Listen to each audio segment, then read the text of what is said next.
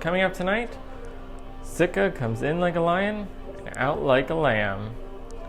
Nature continues to cast its shadow over the waters of the Ovation of the seas. And Chris Brown tests a couple marriages out. It's all coming up, so let's set sail.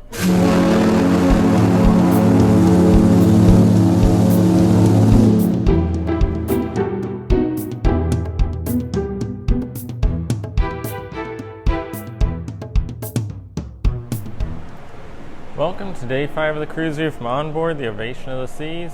Today was Friday, May 17th, 2019, and we do have a top story for today, and it is technology again, just like yesterday, but this time not quite a good one. Royal IQ has, for the most part, been working this whole sailing. You can see your compass on there. The dining is only showing one day instead of the full week, and even on the screens around the ship, you can only see that one day.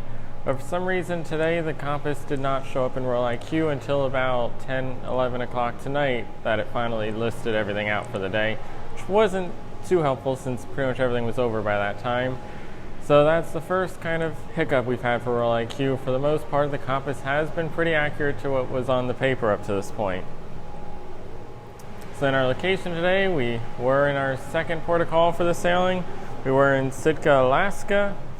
And last night we had a pretty quick run to get there. We're going about 17, 18 knots. I think some of the quickest speeds we've done this sailing so far to get there on time this morning. We had a scheduled 7 a.m. arrival, and we actually started docking at about 6:30 a.m., but did not get the all clear announcement across the ship until about 7:30. So I don't know how much of that was trying to get excursions out or how much was actually delayed, but we certainly weren't tied off and ready to go ahead of time like we were yesterday. This evening we then had a departure at 6 p.m. and we were early once again, just like yesterday. I didn't hear a captain's announcement. I was in the dining room at the time, so maybe they're blocked out. But at about 5:45 we started moving away from the pier and headed off on our way.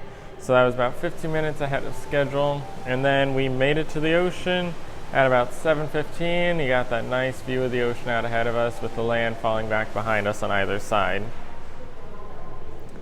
As for the weather, it's pretty much the opposite of yesterday in every way. We had a sunrise at 4:38 a.m. this morning, and tonight we had another one of those long sunsets at 9:17 p.m. When I went out at 10 o'clock tonight, it was completely light out there like it was middle of the day, while 11 o'clock it was pitch black. So that sunset seemed to start about 6 p.m. with a little bit of color on the horizon and go all the way until somewhere between 10 and 11 tonight. Our high was 50 degrees, and we had, at the time of docking, temperatures at about 47 degrees. This morning, conditions were absolutely the worst. We had cold, heavy winds this morning when we were sailing in. It was misting and raining again. The cloud cover was so low and mixed in with fog that you really could not see anything trying to sail in this morning. And that seemed to go until about noon, and then everything kind of broke up and we got a beautiful afternoon. It was blue skies, clear. We could see all the mountains in the distance that were completely hidden when we arrived. And it was just an absolutely perfect afternoon compared to yesterday where we had a beautiful morning and an absolutely horrible rainy afternoon. So that storm continued through the night. Beautiful afternoon. Hopefully we'll continue that beautiful weather through tonight into tomorrow when we visit Hubert Glacier. And then moving to the compass, what went on today? It was, as I mentioned, the second sea day for us.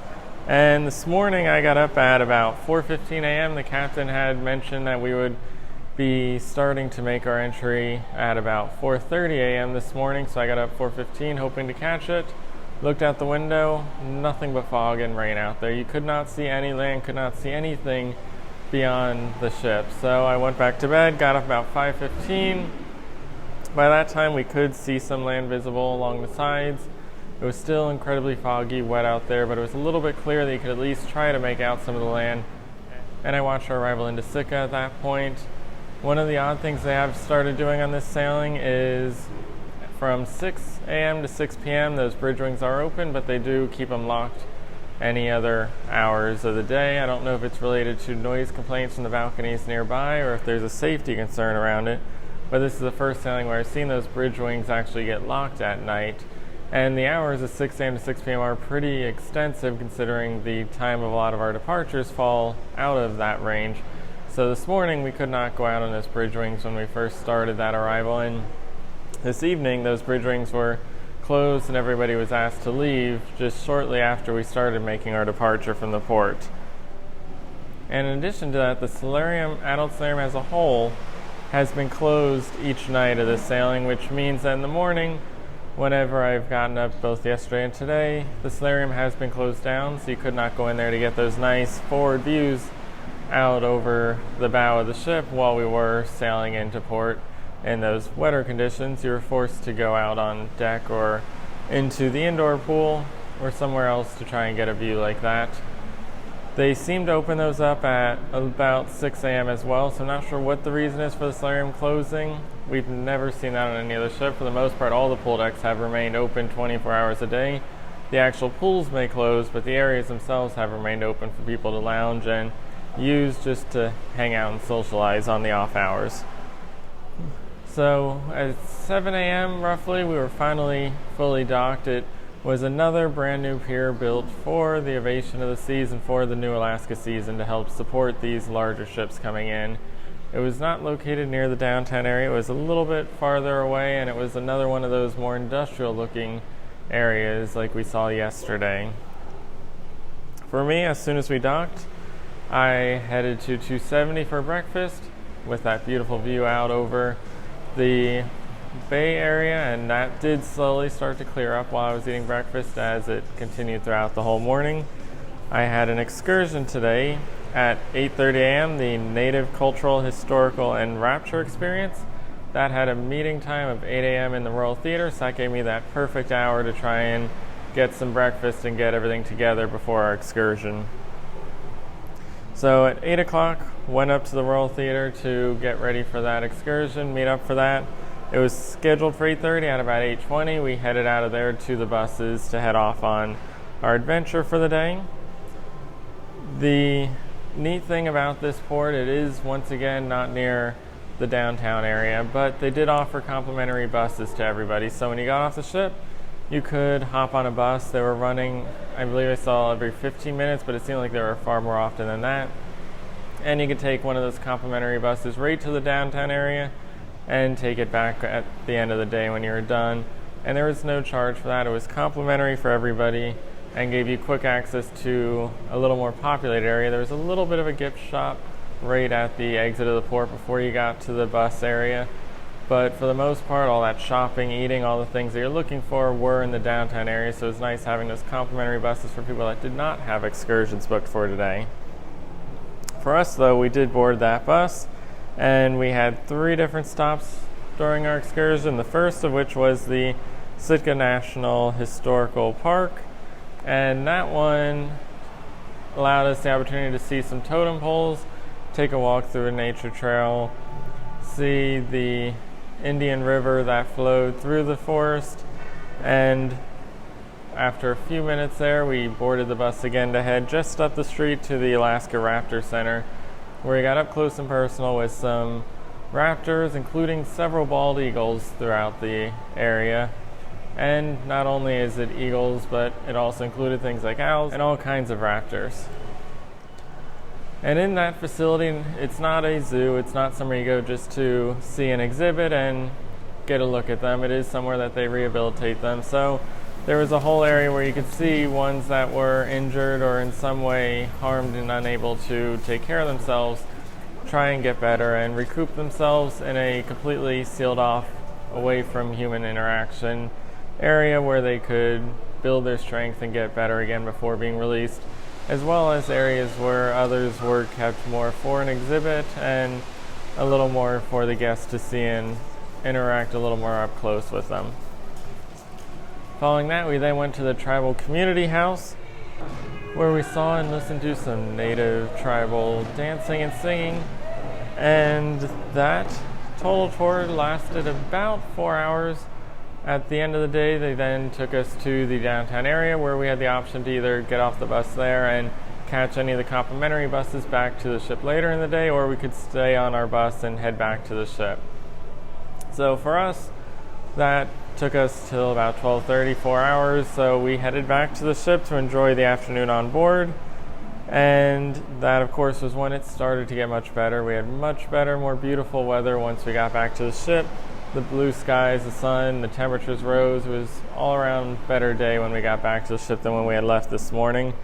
And that meant that the ship remained much emptier than it did yesterday. Yesterday in the afternoon when that rain fell, the ship just filled right back up. Today, the ship was pretty much empty until probably closer to about 4 o'clock.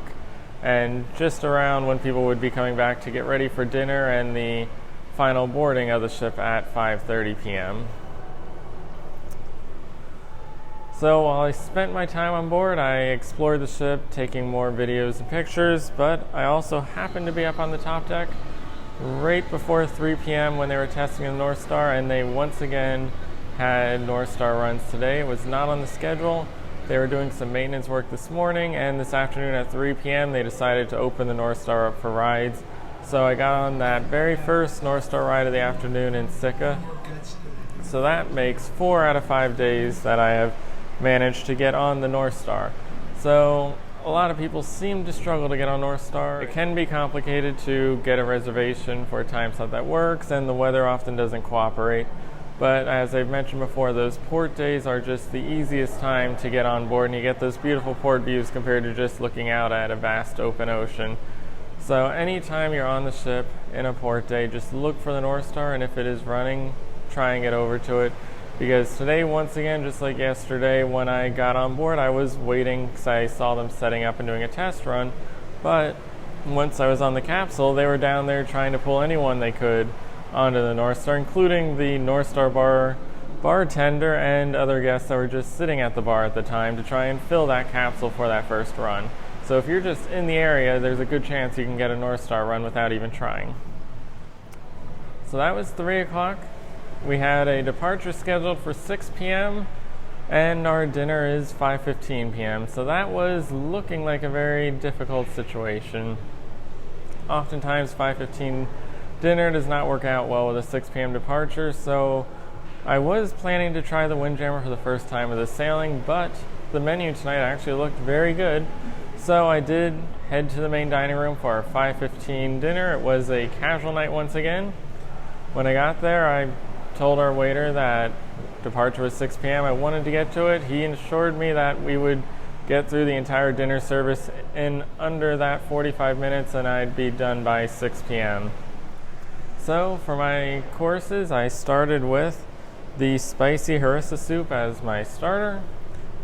I then got the lasagna al forno for my entree, and this is one that's differed from ship to ship. They seem to not have consistency in how they do the sauces. Some ships put the cream on the bottom, some put it on the top. This is the first time I've seen where they've actually put the cream on one half and the sauce on the other half. And that was absolutely delicious. It allowed you to get 2 different flavors to the lasagna. It really was an all-around good lasagna. Easily one of the top, if not the top lasagna that I've had in the main dining room. So it was a great dinner and one that I'm certainly glad I did not skip for the Windjammer. And then for dessert, I got the tiramisu, and that was also one that I've gotten on other ships, but this one was absolutely incredible. It was so moist, there was so much flavor to it. Oftentimes this one can come off a little bit dry or lacking the flavor that you expect. This one was full of so much flavor and just soaked in there. So that was a perfect tiramisu. And my waiter got us done. I finished off my dessert and was ready to go 4 minutes before 6 p.m. So he managed to get everything done in the time limit. Unfortunately, the captain did not follow his schedule, so we set sail about 10 minutes earlier than we were supposed to, which meant that I was a few minutes late for that departure. But he certainly helped get me through there and off to watch that departure as close to the actual time that we left as possible. So as I mentioned, after dinner I did go watch that departure, and it was absolutely beautiful. This morning, it really was a lackluster arrival. It was just foggy, rainy, cloudy. You could not see anything. I didn't even know there were mountains out there. It just looked like some forest and low hills. This afternoon, as we departed, you could just see these massive snow-capped mountains towering over the port that even while docked, you could not really see any of them around there because the lower tree-covered hills that were close to the ship covered them up. So as we departed, we had a beautiful view of all those mountains just completely circling the ship on every side as we headed out to the ocean. And in addition to all the beauty of the mountains, the trees, the hills, everything that was around us, we once again caught a couple glimpses of whales as well as sea otters as we made our way out. So we continue to have some great luck with capturing the nature that is around us, because there were people that took an actual excursion to go whale watching today who returned saying they hadn't seen any whales. But just staying on board the Ovation of the Seas, we've had a ton of luck catching all that nature as we go by. So that was a 5:45 departure. We got to the ocean about 7:15. At 8:30 then tonight was the headliner showtime starring comedian Mike Pace down in the Royal Theater. We of course got to see our first performance from Mike the other night in the Royal Theater for the adult comedy show. That one came off a little bit angrier, a little bit drier. Didn't give me too much hope for tonight's performance. Luckily, I did not skip it because tonight he was on fire. It was an incredible performance. Once again, just like we saw with Bill Cook 2 nights ago, he was continuously interacting with the audience throughout his performance, basically building all his material as he went along off of what the crowd says, crowd reactions, going through all kinds of interactions with not just the adults but the kids in the room, and just keeping everything humorous. There's a lot of comedy that was just teetering on the edge of a little bit too mature, along with a lot of content that was just perfect for the kids that he would interact with throughout the show. And one of the most impressive things about his performance that he did in both the adult and this show tonight, at the end, he goes through and just touches back on every single person he interacted with throughout the night, which is truly impressive to see, just that whole show come together in this nice summary at the end. So that was an absolutely hilarious performance, one that seemed to be popular with all demographics, and he certainly attempted to touch every demographic throughout his performance as he went on.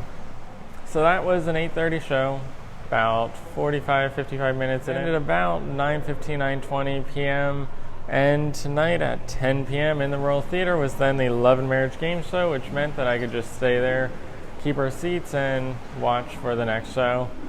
Took a couple minutes to step outside, see where the sunset was. As I mentioned, complete daylight out there. So I took a peek at that, went back, watched the Love and Marriage game show. It was of course hosted by Chris Brown, the cruise director, and it was a pretty standard game. Sometimes cruise directors mix it up a little bit, have their own twist, their own questions. This was a pretty straightforward black and white version of the Love and Marriage game show, all the traditional questions we've seen on most of the ships. And Chris Brown did a great job trying to bounce off and react to the answers, the questions, everything that was going on with the contestants. For the most part, he allowed them to kind of keep things moving and generate the humor rather than building it himself, as some of the other cruise directors have done. Really let it stay a little more natural of a show. And those are always great shows. It is dependent on the contestants that you have, and tonight was certainly a decent cast of contestants to play. So that was 10 p.m. It lasted about 45 minutes to an hour. So after that, I just took a walk down to 270, took a little glimpse in on the Hush Silent Disco that was going on tonight. It was much emptier than the afternoon one, which kind of surprised me, and it was mainly filled with families. So even though it was in the evening, it did not pick up the music hall disco club action. It really stayed its own entity and picked up a crowd that normally wouldn't go to the disco at night. And they were running that same Vistarama as they had the previous time, that space one that we first saw in the Quantum of the Seas after leaving Port Canaveral about 4.5 years ago. That was the main reason I headed down there, just to see if there was a new Vistarama running, because we did see a new one during that jazz event the other night. But that was pretty much the last thing for the night. That I think went until 11:45. There's of course music all through the ship, but no more major events happening after that time. So today was our second port of call. Tomorrow we have the first of our sailing protocols, and that is with a visit to Hubert Glacier. This is a sailing destination where we will enter into the area and do a little 360 and come back out, give everybody on board a view of the glacier itself. The guest lecturer will be up on the bridge making announcements and explaining things over the PA system all throughout the ship, as well as on channel 17 on the TVs throughout the staterooms in case you choose to stay on your balcony during the event. So that will be tomorrow. That's probably the highlight of this sailing. With sailing to Alaska, the glaciers are always the big thing. This is probably the biggest of those, so be sure to tune in tomorrow for that. That's sure to be a lot of neat things, a little bit unusual. It's not something you see on every sailing like a normal protocol, so it'll definitely have some extra oddities and a lot of neat new experiences involved with it. So come back tomorrow, but for now, I'm Derek Cohn. Thanks for watching and stay tuned for the links.